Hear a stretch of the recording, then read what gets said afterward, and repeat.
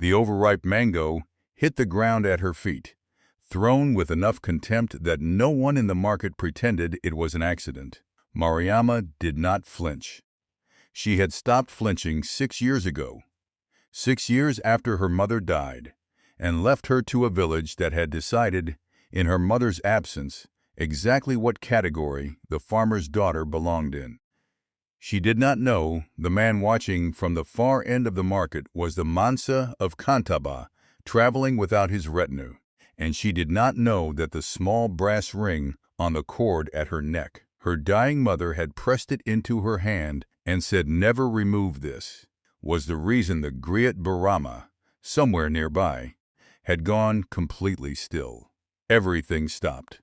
Who was this girl the whole village had shunned? And what had she been carrying at her neck every day without knowing what it meant?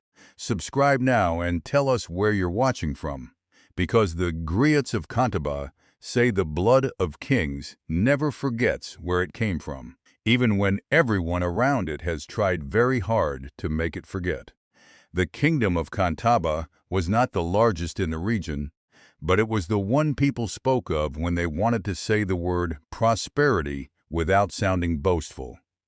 A land of groundnut fields and millet stores, and the weekly lumo market that moved between villages on a rotating schedule, bringing goods and gossip and the specific, traveling energy of a kingdom whose people had learned to come toward each other rather than apart.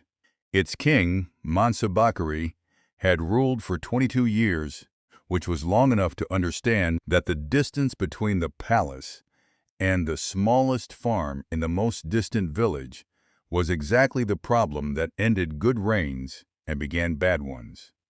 He still traveled, every season, in plain cloth and unremarkable company, making notes that he did not share with his court until he had verified them twice. The habit had kept him honest and occasionally inconvenient and, in the view of the kingdom's people, was the primary reason they trusted him. The court's primary means of knowing the kingdom's history and genealogy was the Jali, the griot, the keeper of oral memory, whose family had held the royal lineage in spoken form for 11 generations.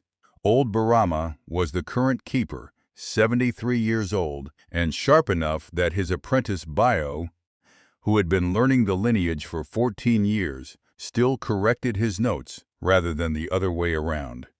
The Jali's memory was not metaphor in Kantaba. It was the court's archive, its legal record, its proof of descent. When a lineage question arose, Barama did not consult a document. He closed his eyes and listened to what he knew, what he had known for 6 years and had been unable to verify with any living person, was that Aminata Kuyate, the woman who had died in the village of Kansala, leaving a daughter named Mariama behind, had been the granddaughter of the previous Mansa's only sister, which made her the female line carrier of a branch of the royal family that had quietly married into the farming community 2 generations earlier and had never returned to claim the recognition the lineage entitled them to. The brass ring that Mariama wore on the cord at her neck was the Jali's recognition ring, given to every female line royal heir at birth, designed to be worn discreetly, recognizable only to the person trained to recognize it and to anyone else who had seen enough of them across enough generations to know the specific weight and casting mark of the real ones. Barama had been looking for that ring since Aminata died. He had not known where to look because no one in Kansala had told him about the farmer's daughter who wore it. No one in Kansala, it turned out, had thought about her as anything other than a problem. To understand why the village had decided the farmer's daughter was a problem, we have to go back to Aminata herself and to what had been taken from both of them before Mariama was old enough to understand what taking meant. Aminata had grown up knowing her lineage. Her grandmother had made a point of it, telling her the family's connection to the royal line the way you tell a child where the paths through the forest go. Not because you expect them to need it immediately, but because the day will come when they are glad they know. Aminata had not been a woman interested in claiming what the lineage offered. She had been interested in Samba, the farmer 2 villages over, a quiet man with calloused hands and a genuinely good laugh. And she had married him before her own brother had thought to give his opinion on the matter, which had been a mistake she had understood immediately and spent the next several years managing. Her brother's name was Almami, and he was a man who collected position the way some men collect debts, not because he needed it exactly, but because the absence of it made him anxious. He had spent most of his adult life arranging himself at the edges of important situations, available, attentive, useful in the specific way that people make themselves useful when their goal is to be thought indispensable rather than simply to be helpful. When Aminata chose Samba, Almami had accepted it publicly with appropriate grace and privately treated it as the most personal of insults. She had chosen someone who did not improve Almami's position, which meant she had chosen herself over him, which was, in Almami's accounting, the same as choosing against him. What Almami understood, that Aminata had not quite fully weighed when she married a farmer and moved to Kansala, was that the royal lineage's recognition passed through the female line, and that a female line descendant who married a commoner and settled in a farming village was not inherently less connected to the lineage. Her daughter, if she had one, would carry it exactly as Aminata did, regardless of who the father was. Aminata's daughter Mariama, born in Kansala to a farmer father, was as legitimately connected to the royal house as Aminata herself had been. When Aminata died of fever, moving fast the year Mariama was 15, Almami attended the burial, said the appropriate things to the appropriate people, and waited the appropriate time before arriving in Kansala and speaking to the Jolly's apprentice, who had come to record the death. He told the apprentice, clearly and without apparent emotion, that Aminata had separated from the family years before her death, and that her husband's family in Kansala would be handling all matters related to her estate. He then spent the next 3 months ensuring that every document, letter, or record connecting Aminata to the royal lineage was either in his keeping or, in 2 cases, no longer findable. He had not thought about the ring. He had not thought about it because he had not known Aminata had given it to Mariama. He had assumed Aminata still wore it, had looked for it among her possessions, had not found it, and had concluded she had lost it years before. It had been on her daughter's neck the entire time. What the 6 years after her mother's death looked like for Mariama in Kansala was a lesson in exactly how quickly a village can decide it knows what a person is worth when no one of standing contradicts the assessment. Her father Samba did his best. He was a good man in the particular way of men whose goodness is visible in their hands rather than their words. He worked beside her, not behind her, treated her loss as something real and not simply an inconvenience of the household, and never once suggested that the absence of her mother's wages made Mariama herself less welcome in their home. But Samba was a farmer of modest reputation and quiet temperament, which meant that when the village's more prominent families began maintaining a careful distance from Mariama, he had no particular social weight to deploy against it. The prominent family's distance began with Nana Fanta and her mother, who were the village's most consequential pair of opinion holders in the way that some families in some villages simply are, not because anyone appointed them, but because enough people had listened to them for long enough that their positions had acquired the quality of fact.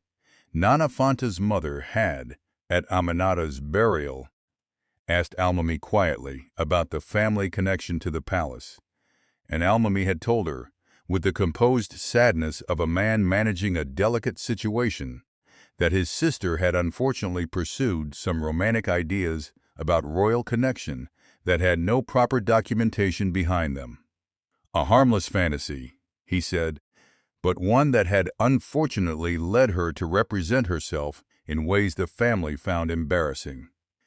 Nana Fanta's mother had nodded with the precise sympathy of someone filing information they intend to use, and that had been the end of whatever social consideration Mariama might otherwise have received. What followed was not dramatic. It was not sudden.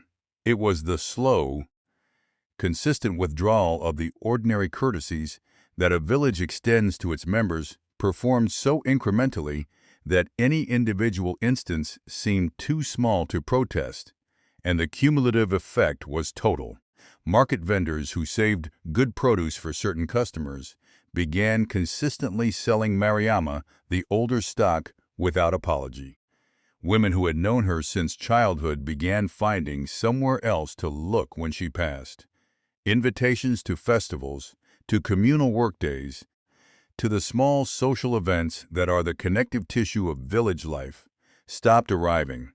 Nana Fanta herself was the most consistent source of the specific cruelty that had an audience. She was 24, confident in the way people are confident when the confidence has never cost them anything, and she had developed a gift for saying things about Mariama that contained enough surface-level reasonableness to be deniable while being unmistakable in their intent. It must be so difficult to have so little and still try so hard to appear at places where you're not really expected, she had said once, in the hearing of 7 people with an expression of genuine-seeming sympathy. That sentence had traveled through Kansala faster than most news. Mariama had, in those 6 years, developed the specific inner discipline of someone who has been told, consistently and from many directions, that their presence is unwelcome, and who has decided, at some point below conscious thought, that the correct response to this information is to be more fully present rather than less. She came to the market. She came to the communal events. She came to the festivals. She did not force conversations that were not wanted, and she did not pretend the turnbacks were accidental, and she did not, after the 15th birthday when she had made this decision, flinch at anything they threw at her. She also, every morning and every evening, hummed the melody her mother had taught her.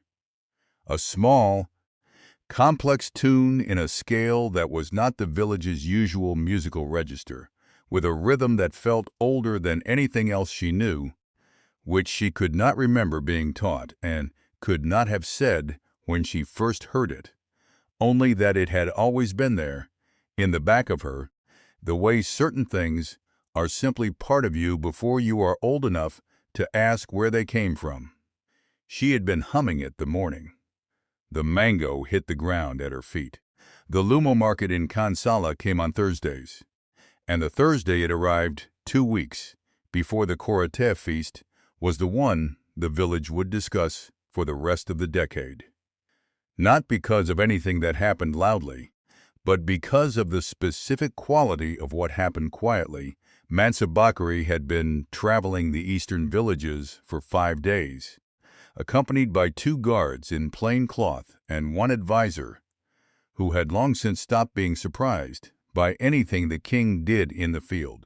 He had arrived at Kansala's Lumo that Thursday morning primarily for the fresh groundnut paste, which was better in this cluster of villages than anywhere in the western provinces, and which he had been specifically thinking about since the previous Tuesday. He was, by most measures, an experienced king and a quietly observant man, and he had long ago made peace with the fact that important moments in his reign had been bookended by much smaller and more personal concerns. He had been at a groundnut seller's stall when the mango was thrown. He had watched the whole of it.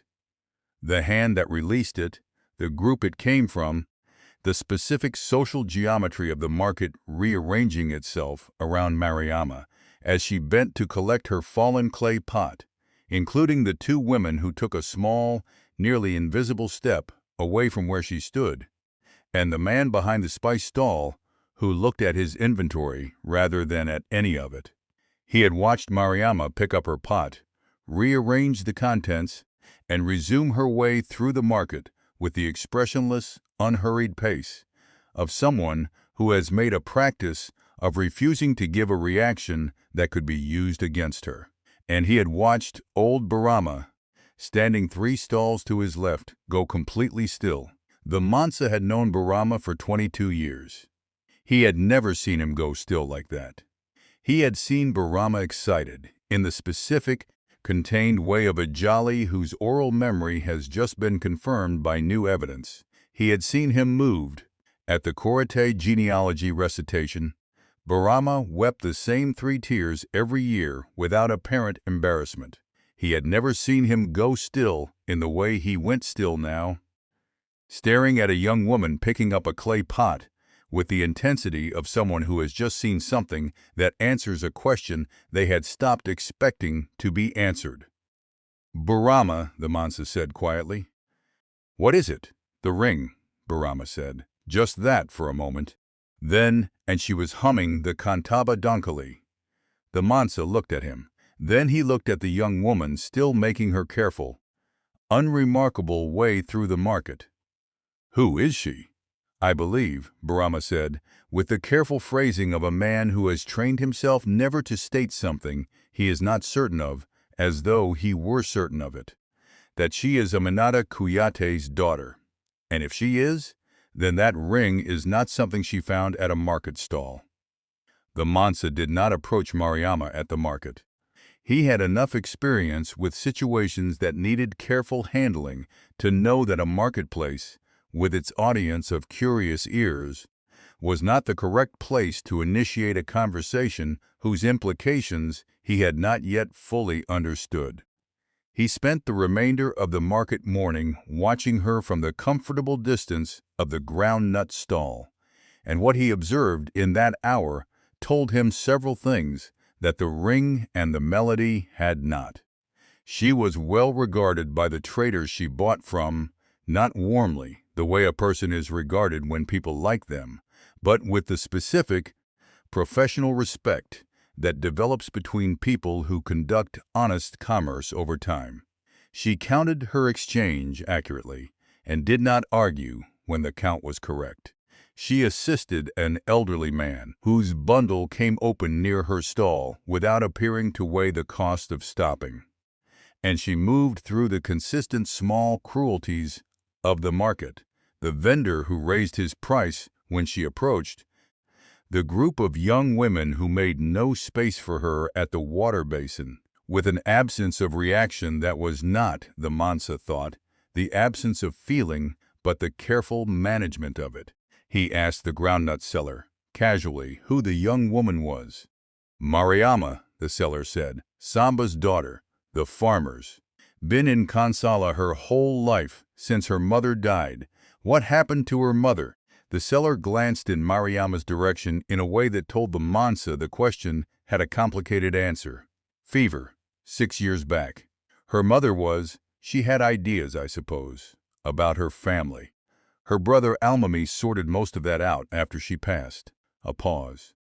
"The girl keeps herself, works hard. The village isn't always easy on her, but she manages." The Mansa returned to his traveling compound that evening and spent an hour with Barama, who told him everything he knew about Aminata Kuyate, which was considerably more than a groundnut seller in Kansala had known. He came back to Kansala 2 days later, still in plain cloth, this time specifically to see Mariama. He went to the compound with a stated reason, a question about farming tools that Jada had come up with, which was thin enough that Mariama's expression when she answered the door told him she knew it was a pretext and was choosing to accept it gracefully. She offered him water and a stool in the compound's shade, and he sat, and they spoke for an hour about things that were not what either of them was actually discussing. She told him about the farm, about the groundnut harvest, about the difficulty of the east side soil in dry years. He told her about the provinces he had been visiting, the things he had seen, what he thought about market prices in lean seasons. They did not speak about the ring or the shunning or what Barama had recognized at the market. They spoke about the kingdom, and he discovered, across that hour, that she had observations about it that he had not heard from anyone in his court, because she had been living inside it at the level where the court's decisions actually landed on people, and she was, as he had suspected from the market, the kind of person who noticed things accurately rather than usefully. "You've lived in Kansala your whole life," he said, at some point that felt like a question rather than a statement. "Yes," she said, "and you know this village well." "I know it the way people know places where they haven't always been welcome," she said, "which is more thoroughly than they'd prefer." He looked at her for a moment. "I believe that," he said. He came a third time the following week, and this time he told her who he was, not as a revelation, but as a correction of an ongoing imprecision that had been bothering him. She had clearly known, or suspected, and received the confirmation with the same equanimity she brought to most things. "I have been speaking with Barama," he said. "I know," she said. "He told me you would. What did he tell you?" "He told me the record was incomplete," she said, "and that you were the person who would decide what to do about it." "And if I decide to do nothing?" She considered this with genuine seriousness. "Then the record stays incomplete," she said, "which is not the same as it being wrong.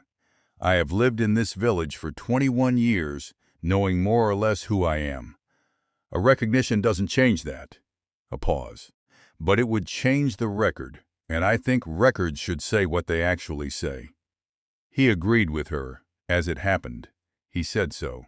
If you have ever been the person everyone in a room looks through, and had no idea that one of those people was already beginning to understand who you actually were, this is a good moment to subscribe, because what happens next between the Mansa and a farmer's daughter is the part of this story that changes everything.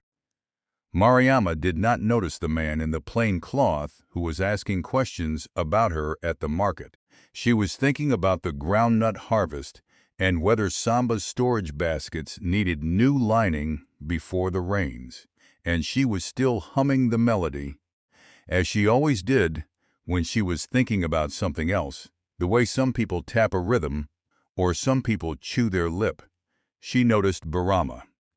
He had made his way toward her through the market with the unhurried directness of an old man who has decided something and is not going to be distracted from it, and he stopped in front of her and looked at the ring on the cord at her neck with the same intensity that had stopped him still 3 stalls away. "Young woman," he said, "I am Barama, the Jolly of Kantaba. I need to ask you about that ring." She had long since learned to read the quality of old men's interest in things she owned, and to determine within a sentence whether it was genuine or opportunistic. His was genuine, the focused, almost reluctant quality of someone confronting information that is going to require something of them. "My mother gave it to me," she said. "She said, never remove it." "What was your mother's name?" "Aminata. Aminata Kuyate. From the village of Barajali, before she married my father here in Kansala." Barama looked at her for a moment in which she could watch him conducting some internal calculation. "Come with me," he said. "Not now. I understand you have market business, but come to my compound this evening. There is something I should have found 6 years ago and have not been able to find until today, and I would like to show it to you." She came. She would have gone that same afternoon if the market had allowed it. The Jolly's compound was full of things that were not what they appeared to be. What appeared to be a storage gourd was a collection of the most significant genealogical records in the kingdom's oral tradition, memorized and associated with objects that Barama used as memory anchors. What appeared to be an old sleeping mat in the corner had been used as the surface on which the previous 3 Jalakolu had taught their apprentices the most complex sections of the royal lineage, and what appeared to be a simple register on the central table was the written backup for the most critical sections of what Brahma held in his head. Not a complete record, because complete records in this tradition were spoken rather than written, but a verification tool, a cross-check. He opened it to the page he had opened many times in 6 years, and he showed her the entry. Your grandmother's mother was the sister of the previous Mansa Bakri's uncle's mother, which makes Mansa Bakri your first cousin, twice removed on the female line. In Kantaba's succession, the female line matters. He looked at her. The ring is the Jolly's recognition ring for this branch of the lineage. Every female line heir receives one at birth. I issued your mother's to her 30 years ago when she was brought to me as an infant. I did not know she had given it to you. Mariama was quiet for a long time. She had the particular stillness of someone receiving a large amount of information and choosing to understand it correctly rather than quickly. My uncle Almami, she said finally. When my mother died, he came here. He spoke to my apprentice, Brahma said. He did not come to me. I wish he had. He told you she had no royal connection. He told my apprentice that the family had no current palace connection and that all matters related to my sister's passing were being handled at the household level. A pause, which is not the same thing, but by the time I heard this account, many months had passed and the trail was cold. Mariama put her hands flat on the table, looking at the entry. I want to understand what this means, she said. Not the ceremony, not the recognition. I want to understand what it actually changes. Because I have been living in Kansala for 6 years, and I am going back to it after tonight, and I need to know what I am carrying with me when I do. Brahma looked at her with the expression of a man who has been asked a question he respects. What it changes, he said, is the record. Your presence in Kansala, your father's farm, your mother's marriage, none of that changes. What changes is that the record of who you are is no longer incomplete, and my uncle, your uncle told a story that the record does not support, Brahma said. That is a matter for the Mansa. She went to the Mansa herself. This needed to be said clearly, because it would be easy to assume that a young woman who had spent 6 years being shunned would wait for the king to come to her. And Mariama had spent 6 years learning that waiting for things to come to you was precisely the approach that kept them from arriving. She went to the palace at Brikama 3 days after her evening at Brahma's compound, in the company of her father Samba, who had listened to the whole account of what Brahma had shown her with the specific attentiveness of a man absorbs something that changes the shape of a long period of confusion. He had asked, when she finished, only one question, "What do you need from me?" And she had said, "Come with me. I don't need you to say anything. I just need you to be there." He came. The Mansa received them in the smaller hall rather than the formal court, which was either a gesture of informality or an indication that he had already been making preparations and did not want what happened here to be performed rather than conducted, and Mariama suspected it was both. Brahma was present, and so was a young palace official named Jatta, who had clearly been given the task of managing the documentation side of whatever happened in this room. Bakri looked at Mariama directly when she entered, in the assessing way of someone deciding how much they already know about a person and how much is still to be learned. It was the same look she had seen at the market. She recognized it now from outside the market noise, and she met it the same way she had met everything the village had thrown at her for 6 years, which was directly and without flinching. "Brahma has told me what the ring is," the Mansa said. "I would like to hear from you what you know about where it came from." She told him everything, her mother's instruction never to remove it, the melody she had always hummed, the Kantaba Donkali, as Burama had told her its name, which her mother had taught her without explaining what it was. 6 years of Kansala. The visit from Almami after her mother's death, which she remembered clearly because it was the last time she had felt the village shift around her with any particular speed. She told it plainly, without performance, in the same tone she used for everything. This is what happened. Here it is in order.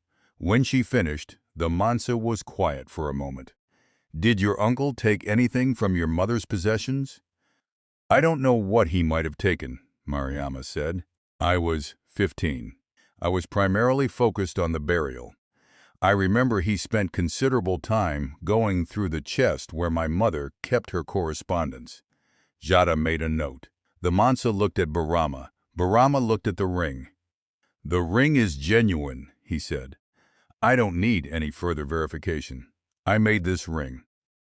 Yalmami received the summons from the palace with the expression of a man who has been waiting for a particular knock on the door for 6 years and has spent that time constructing a detailed account of why the knock, when it came, would not be about what he suspected it was about.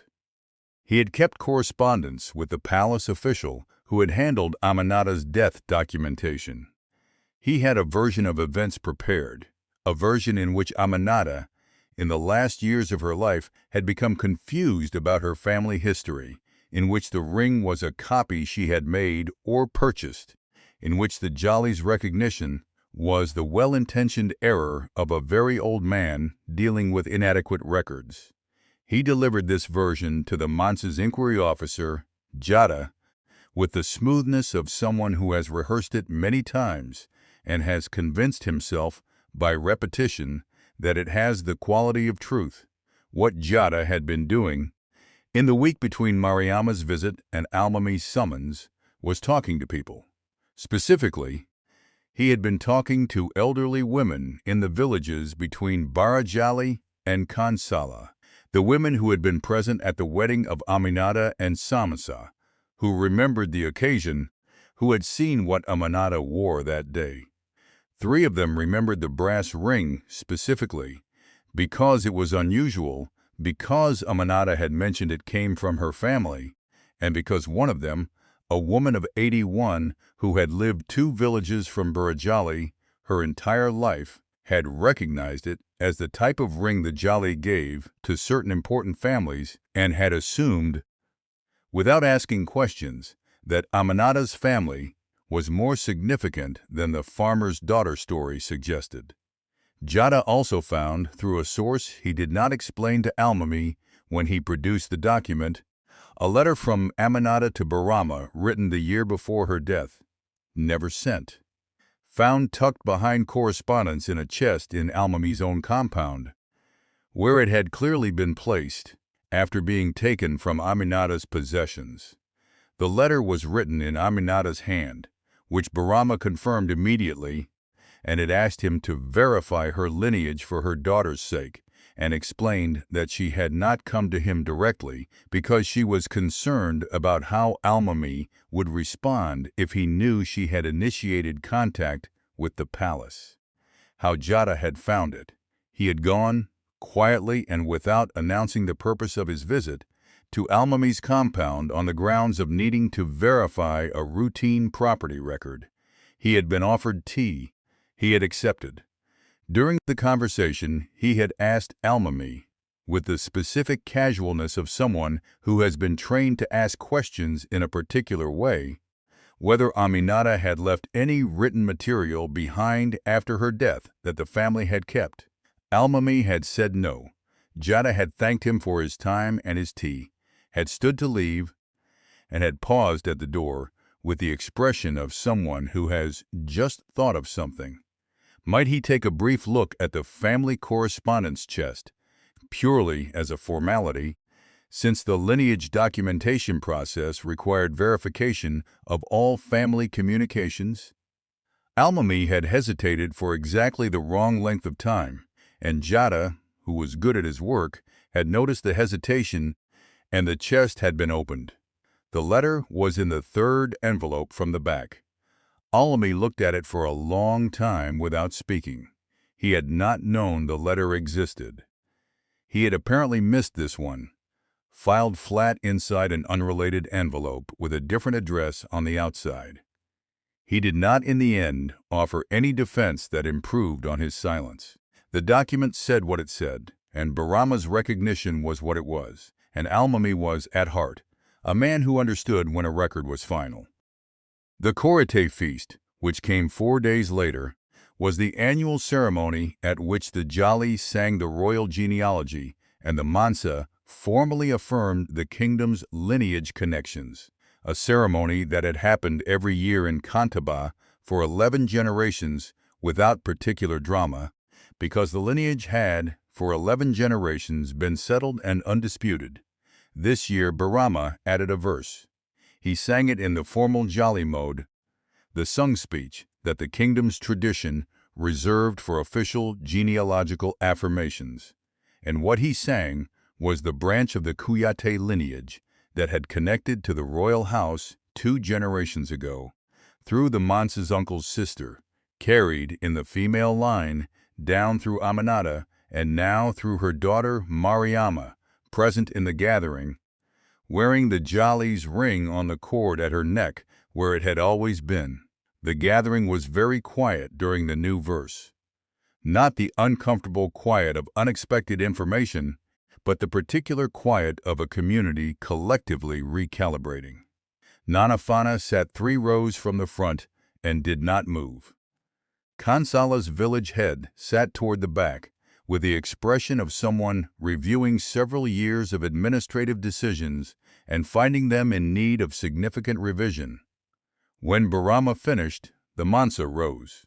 The formal recognition was brief, clear, and went into the public record in Jada's precise hand. Mariama, daughter of Aminata Kuyate and Samba of Kansala, as a recognized member of the royal female lineage, with the formal standing the connection entitled her to. And then the feast, which had been ready since morning, and was very good. Her first act, given the day after the recognition, before she returned to Kansala, was a request that the Mansa heard and approved without requiring additional explanation, that the Korite genealogy recitation would, in future years, include a section sung for the farming families who had married into the royal lineage, and whose descendants carried the bloodline in the fields and markets of the kingdom's villages. Not for ceremony's sake, because the record should say what the record says. And the record said that royal blood was currently helping someone carry groundnuts through a Thursday market in a village where they had spent 6 years being told they amounted to nothing. Her second act was to ask Barama to teach her the full Kantaba Donkali, all 8 verses, not just the fragment she had been humming her whole life without knowing why. Barama agreed immediately and added that he had been waiting to teach it to someone of this lineage for 6 years, and that it would be good to finally do it properly. Almami's consequence was a formal censure entered into the palace record, and a public statement read at the following Korite, acknowledging that the lineage connection he had suppressed was real, documented, and belonged to his niece. He was not imprisoned. The Mansa's judgment was that the documentation was sufficient, the recognition was complete, and that a man made to carry the public fact of what he had done was, in most cases, adequately punished by the carrying of it. 9 months after the recognition, Kansala had not transformed overnight. Villages rarely do, and pretending otherwise would be its own kind of dishonesty. But some things had shifted in the way that things shift when a community discovers it has been wrong about something specific and is required to know that it knows it. Nana Fanta did not become a different person. She became, visibly and with no small difficulty, a more careful one. The variety of careful that comes not from a change of heart, but from a change in the information available to her, which is a different kind of correction but a real one. She had sent, through an intermediary, a gift to Mariama's compound, A bolt of good cloth, no note, the kind of gesture that manages to simultaneously acknowledge a wrong and decline to discuss it, which Mariama had accepted without comment and used to make her father a new farming jacket. Samba, for his part, had been told by 3 separate neighbors in the week after the Korite that they had always thought well of him and always found Mariama to be a fine young woman, which he received with the quiet patience of a man who had spent 6 years watching his daughter treated like furniture and who understood that some things are best responded to by being allowed to sit in the air for a while.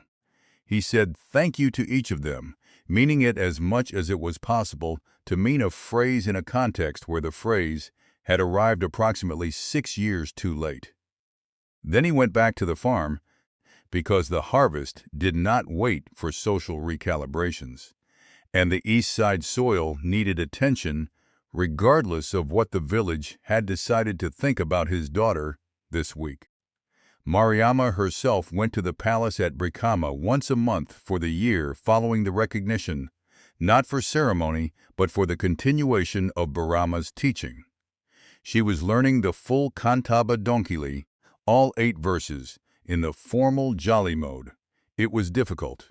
It had been constructed over 11 generations to hold an enormous amount of information in a form that was simultaneously music and record, and learning it required the specific kind of sustained attention that she had, as it happened, spent 6 years developing in a market that was not interested in making things easy for her. "You are good at this," Barama told her on the 4th month, "better than most people I have taught, including several who had formal training. I've been humming half of it since I was a child," Mariama said. "I suppose it had a head start." The old Jolly laughed, a real laugh, the kind that started somewhere deep and arrived at the surface without managing to stay small. "Yes," he said, "it did. Your mother made sure of that.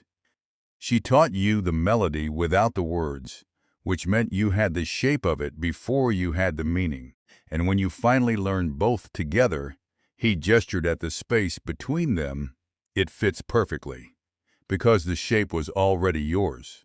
The griots of Kantaba have a saying, "The jolly always keeps the last verse," and what they mean by it is both simple and not simple at once. Simple. Every genealogy song has a verse that has not yet been sung, because there are always more people to come, always more branches of the lineage still living their way toward the record. Not simple. The verse that has not been sung yet is not empty. It is waiting. It knows the shape it will take. It only needs the person whose life will give it its words. Aminata had pressed a ring into her daughter's hands and told her to keep it safe, and had not had time to explain what it was. But she had given her the melody first. The melody that was the ring's companion, the song that every person of this lineage was meant to grow up knowing, so that the ring would never be alone in the dark without a voice to confirm it. She had given her daughter the shape of something, and trusted that the meaning would arrive when it was supposed to. It arrived in a Thursday market, in the form of an old man going still. Some things cannot stay hidden, not lineage, not a melody learned before you can form words, and not, in the end, the particular quality of a person who has spent 6 years being told they are nothing and has responded by simply being more completely themselves, which is, when you think about it, the most royal thing a person can do.